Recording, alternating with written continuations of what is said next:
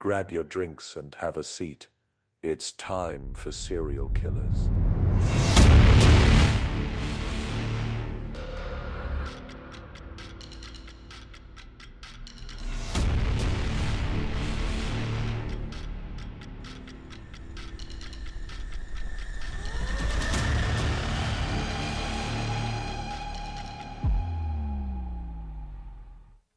Hello. Hello.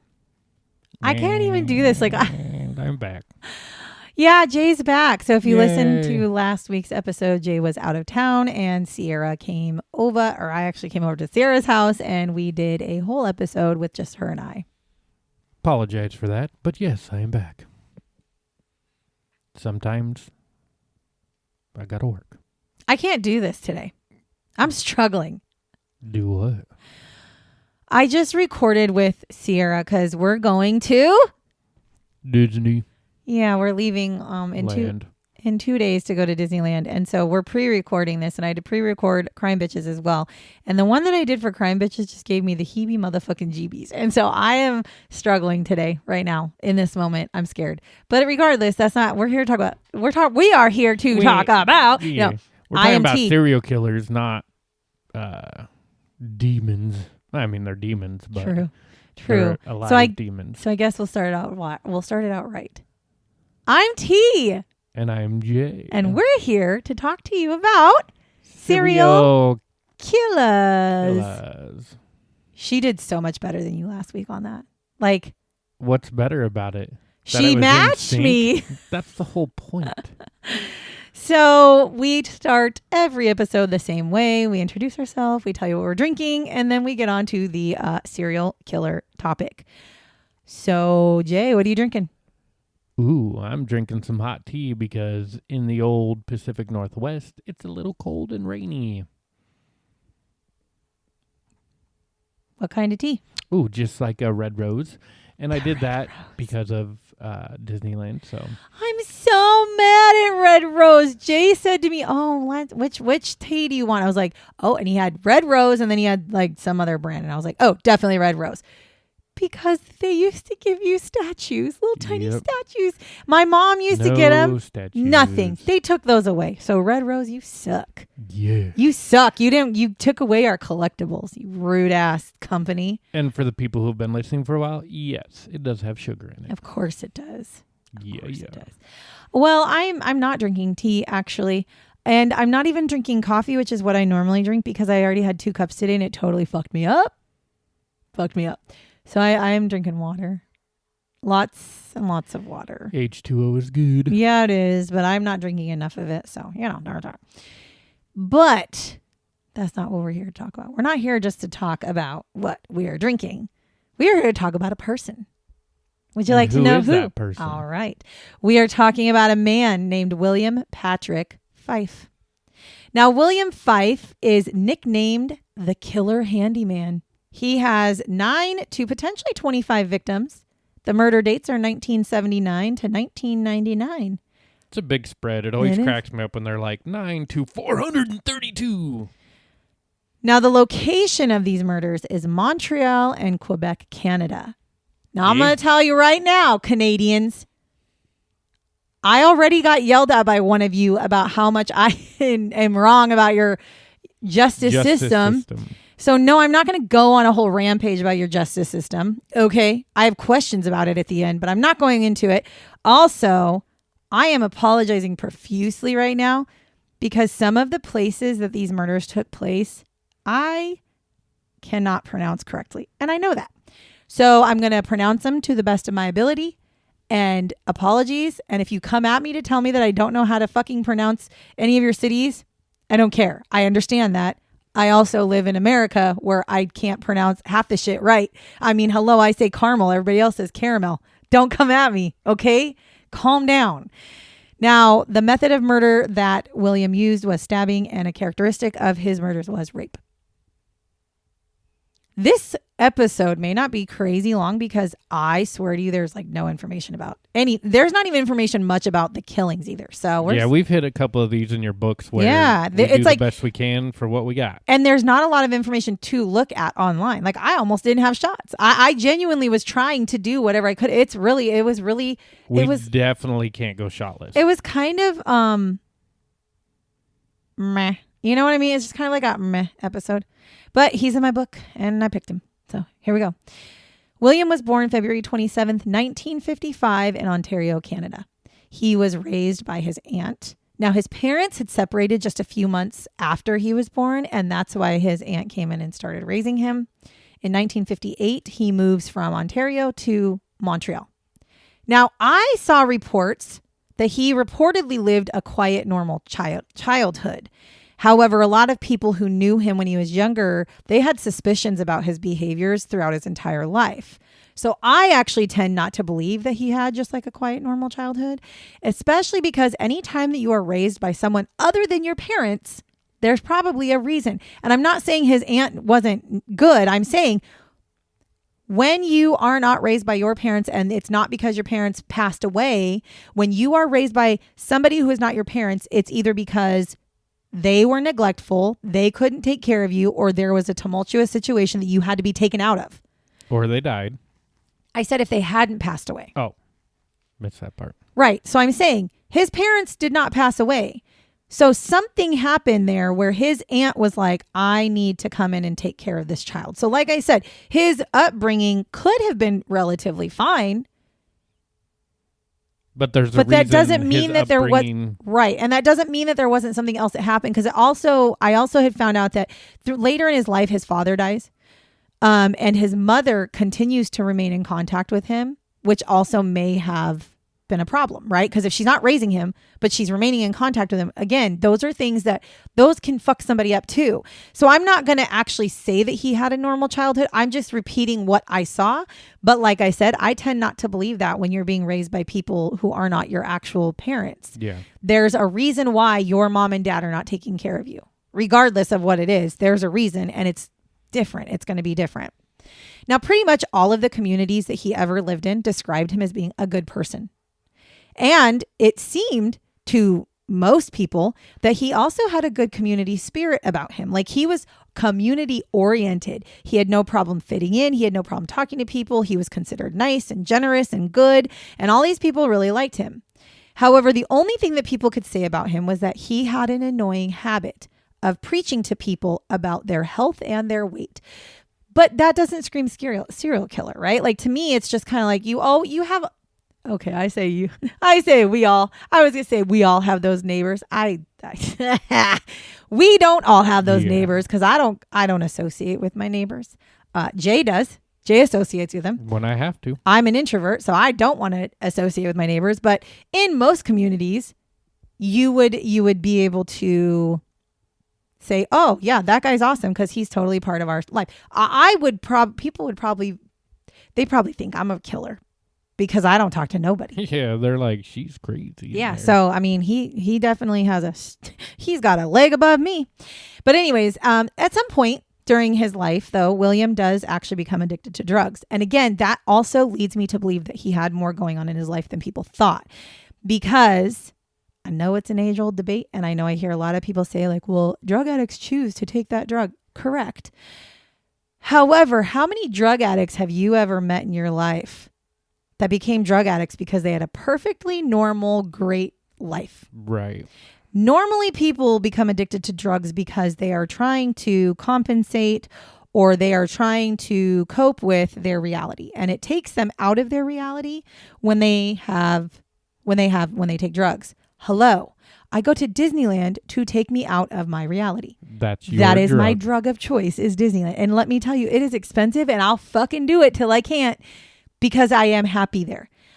So, but I'm not taking drugs and it's not because of it. I mean, it's not for any reason other than that. That's just not what I'm choosing. Like I'm not choosing to do that. And I didn't have such a fucked up life that I need to cope. So that's what I'm saying is when somebody becomes addicted to drugs, there's normally an underlying cause. It's not just because somebody woke up one day and said, I would like to try this drug. And then smack dab was addicted, right? But now to be fair, drugs might be cheaper than Disneyland at times. Not if you're doing it all the time. Probably not. So he then moves to Quebec, and he actually decides he's going to get help for his addiction in Quebec. And he does. And he ends up staying there, and he spends a lot of his time counseling other people who also had addictions. So you can see where people are like, I don't see this like serial killer, right? He's just an overall decent person. Then he also goes on to get a job as a handyman. Hence the handyman killer. There it is. Now, in the fall of 1999, William has traveled to from Barrie to Montreal. Now, this is over 400 miles, apparently. And he did this 4 times in 1999 for no real reason.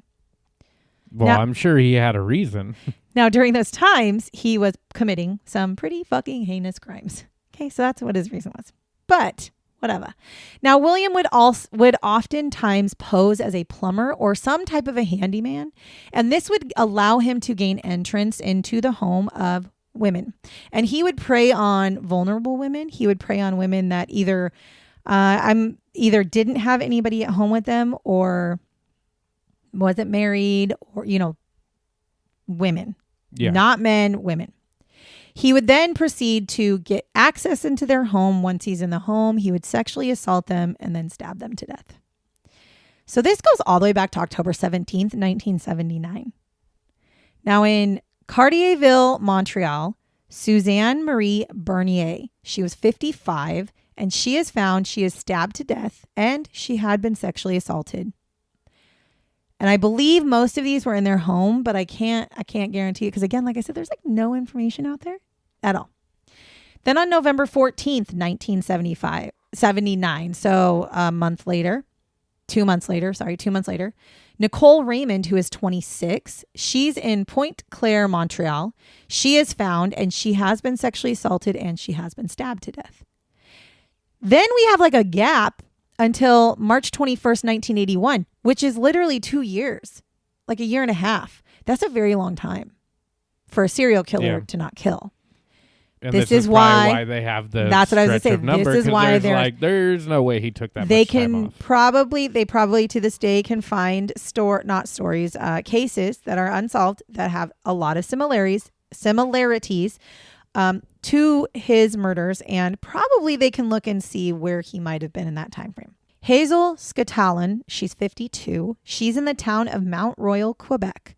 Now, she is also sexually assaulted, and she is stabbed to death. And again, we now have another time gap. September 26, 1987. That's a 6-year difference. Yeah, it's a big one.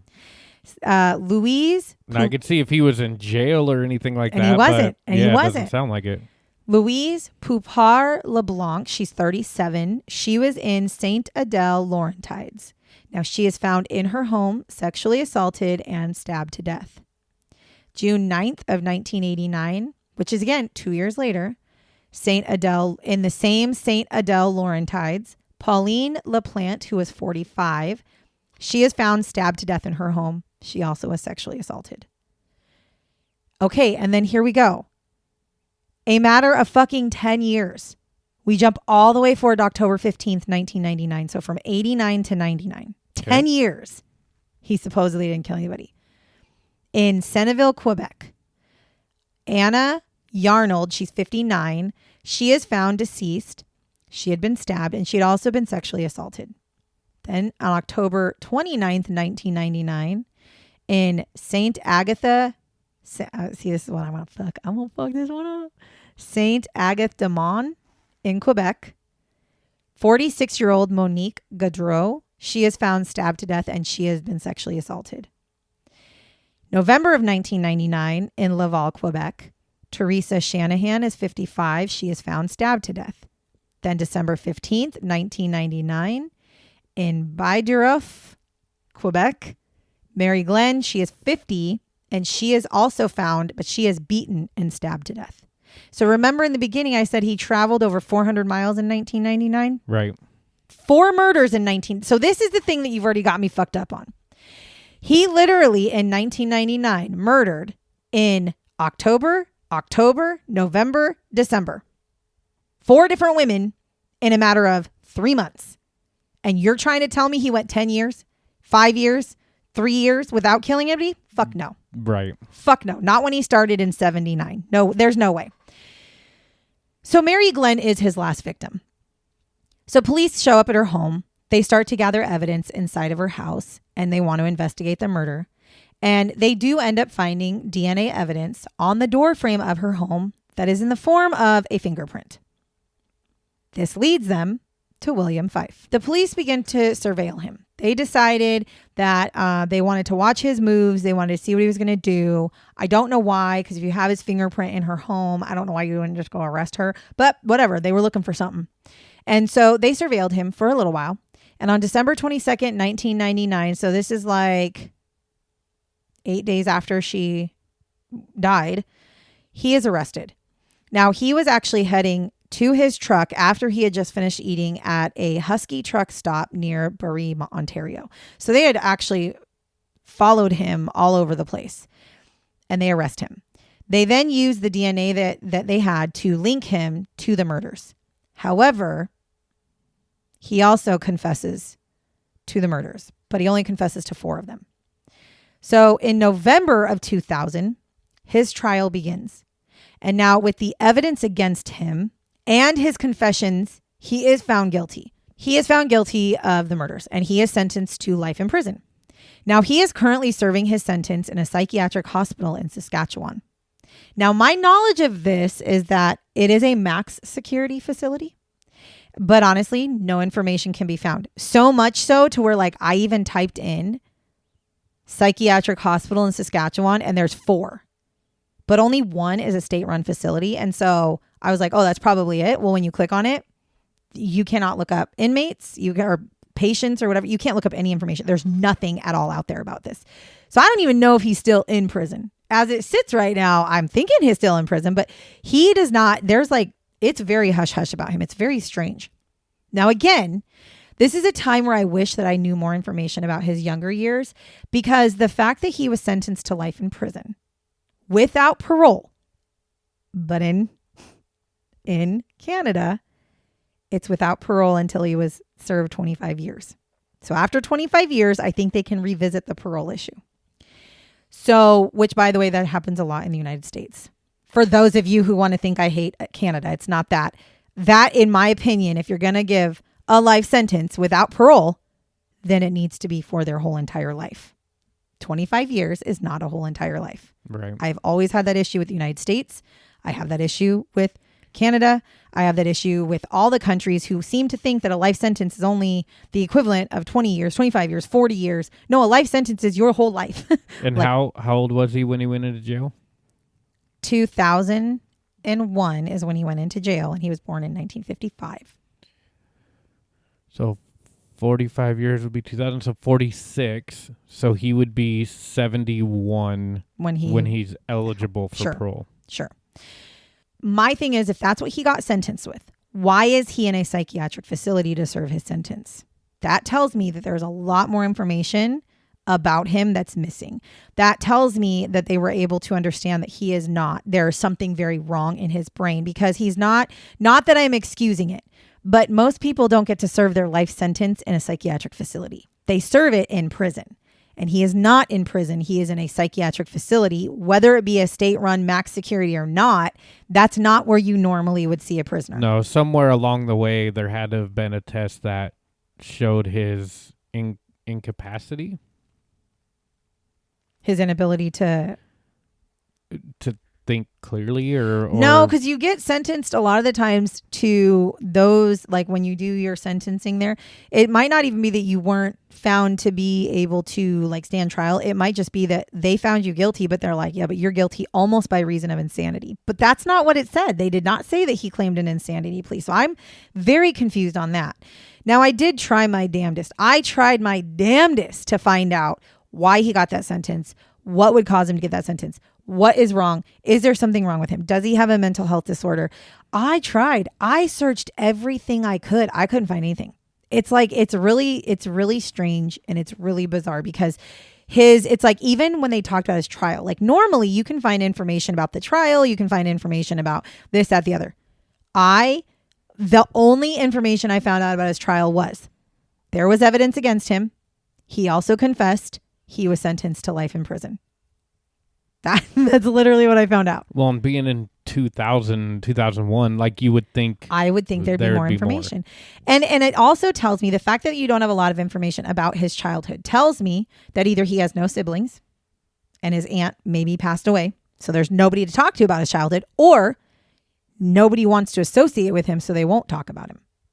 Because again, the people who knew him not in his family, they all thought, hey, he's a nice guy. He's this, that, the other. However, that's the end.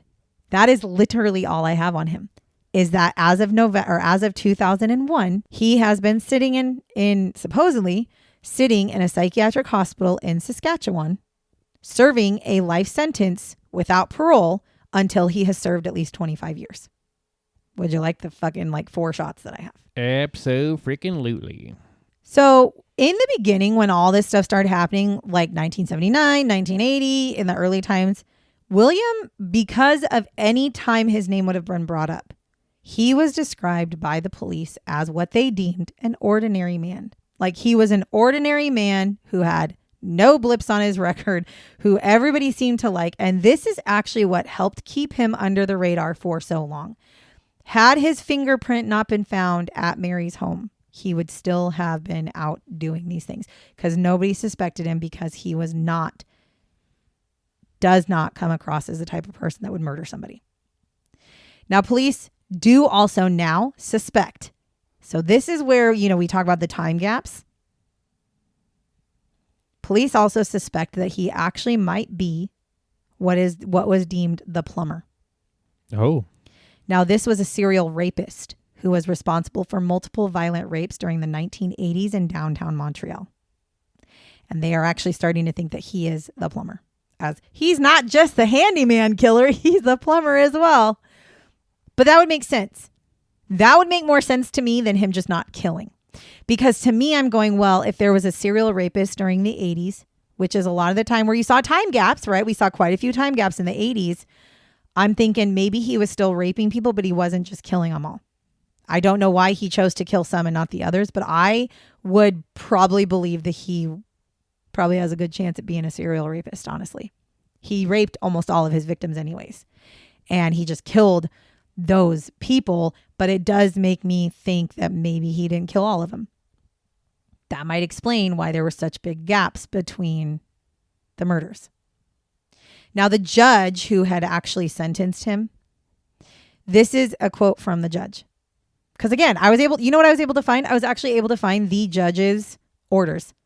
Like I was able to find the actual document, the written document from the Canadian court that the judge, exactly what the judge, like the transcript of the judge, what the judge said. I can find that, but I can't find out a bunch of other information. I can't find out if he's still in prison. I can't find out any of that stuff. The judge had this to say. A lot of other stuff, but ... I therefore am prepared to recommend in the strongest possible terms that henceforth you be detained in a facility where you can receive both psychological and psychiatric treatment, because as matters stand at the moment, notwithstanding the sentence I'm about to pronounce, I can only hope, unless something changes, that you will never be in the position to walk and stalk the streets again. Now, prior to him saying that, his lawyer had basically put in a case of this man needs a lot of help. He basically was able to put in a case of he's got a lot of mental health issues and he would do better if he was in a psychiatric facility other than prison. I don't know what kinds of things he brought up. I don't know what he said, but that was the judge's response. Well, I just found an article that talked about, and maybe this is how he got into the psychiatric facility, but it says as part of a deal to switch prisons, a man serving a life sentence for slaying 5 women in the Montreal area has admitted killing 4 other people. Yeah, he did. Well, I was going to get, yeah. So the 4 women he was convicted. That was my next shot, but that's okay. Go ahead. And he wanted to be moved out of Quebec and got moved to, it says he was moved to a correction center on the prairies. Listen, I don't know, because I don't know. I know that right now as it sits, when you look up what prison he is in, it says that he's in a psychiatric facility in Saskatchewan. It doesn't tell you which one, but it does tell you he is in there. Now, here is the thing I was going to say. So he was found guilty of 5 murders. He was of 5 of the multiple murders. Now, so the thing I'm not sure of is I read the actual sentences verbatim because I was able to see the document that the judge had come up with. So what I'm trying to figure out is this is what he said. The judge literally took each individual person that he was found guilty of murdering, right? And he said, you get a life sentence without parole after serving before serving 25 years. Okay, so that's what he says for all 5 of them, each individually. So what I'm not sure of is if the life sentence is for each victim. So like if he has 5 life sentences, serving 25 years for each, which would be like 125 years before he could get out. Right. Or if it's a life sentence for all of it. For 25 years for all of them. Like, are they having him serve all the life sentences as one, or are they going to have him serve life sentence, which is 25 years, and then start another 25, and then start another 25 to where he'd never get out? That's not clear. I'm not sure. So in reality, I don't actually see this happening due to the fact that he is in a psychiatric facility. However, shit, it might happen. I don't know if he'll ever make parole. Okay, I don't know. Being that he's in a psychiatric facility, there's no information about him. I don't know if he'd ever actually get parole. Yeah, and maybe that's why they moved him there, because they're like, look, in 25 years, he's got to show himself to be mentally stable, and that might not ever happen. Right. But I mean, even if he was in prison, he'd have to show that he was accepting what he did, that he had remorse, and that, he changed, and he'd have to show all those things. Well, and you are right. Like, I was just blowing through Google looking at stuff, and it's like little blurbs. Yeah, on there's nothing. And they call him like the most notorious serial killer of Quebec, but like maybe if we lived there, maybe he would be. I did find, which I'd be interesting, there's called Canadian True Crime, and they did an episode on him, so they might have more. I use them as one of my sources. Yeah, like it's very, very strange. So the thing is, here's one of the things I will say is that Jay was right. So he was found guilty of the 5. He did admit to 4 more afterwards. Now, he was suspected of them once they caught him, but he actually admitted or confessed to the 4, but he didn't confess to them until way after. So maybe that you're right. Maybe he confessed to the 4 so that he didn't have to be in a prison. Yeah. Okay. But again, he confesses to the 4, and what happened to him? He didn't get extra sentences that I can see. Well, and what's crazy is you think about 2001, 2026 is 25 years. So that's what I was just going to say. So. And I'm just taking all the shots. You are. That's okay. That's all right. You got to speak faster than that. So basically, yes, I think that there's a chance. There is a chance that he could parole in 25 years, especially if they made it to where his life sentences were all considered one. So if it was like you murdered these 5 women, you get 1 life sentence. Or I'm sorry, he got a life sentence for each one. That was clear. But I don't know if they're going to enforce it for him to serve the life sentences back to back to back, or if they're just going to lump them all together and be like, well, you served 25 years, so let's look at it. So it is a chance he could get out. But all I was going to say is that if he were to apply for parole, that would technically mean that he could apply for parole this year. Yep. So at any and I saw right now as I was researching, there is nothing about him asking for parole or trying to get parole. And I would think that would be something, if he was going to be doing it anytime soon, that would be news. In Canada specifically, They would be like, hey, that handyman killer is looking to get paroled. Because anytime somebody goes to parole, there's always at least a story about it, right? Or I would have at least been able to type it in and have it a record of it. Something. Nothing. Yeah. Crickets. So I personally am hoping that he is not seeking parole. And I personally am hoping that he can't seek parole because he has 5 life sentences to serve. But I don't know. So if you're Canadian and you understand the Canadian justice system better than I do, since I don't live there. And you're not going to be a jackwagon when you Don't be an asshole about it. But if you're somebody who is from Canada, let us know. I'm looking at you, Jay. Yeah. Not you, Jay. The other Jay, the one who responded to us. I was like, I'm not from Canada. I'm looking at you, Jay. If you feel that you want to have a conversation, would you let me know? Would you just like email me or leave me a message and let me know what you think the actual sentence is here? Because I'm not sure if he's serving 5 life sentences or 1 life sentence, but with the possibility to be paroled in 25 years, which would be this year, or if he's got to wait 125 years, which will be never. And we are all here to get educated. We don't mind it as long as it's done appropriately. Yeah, I would love it. I would love it if somebody who has, you don't even have to live in Canada. If you're somebody who has Canadian knowledge, if you have knowledge of the Canadian justice system or whatever, or if you have knowledge of this case and you're like, oh no, I've been looking into this, I would love for somebody to answer that question, because I feel like an asshole that I'm sitting here telling you this shitty ass story of this guy that I can't even like tell you much about. I felt it's such a dumb case. Well, not dumb for the victims. Please don't take it like that. I meant dumb like there's just not enough information. And I hate when there's not enough information. But most of the time when there's not a lot of information, I can find it. I can't find it. I mean, I searched other, I didn't just use Google. I searched other search engines. I also went back like 7 pages on Google alone to try to find them. I could not find any information. So I know that there's some YouTubes and there's some podcasts out there, and it's like, yeah, sure, I want to hear those, but where'd y'all get your information? I even went to, okay, you said, what was the podcast you said?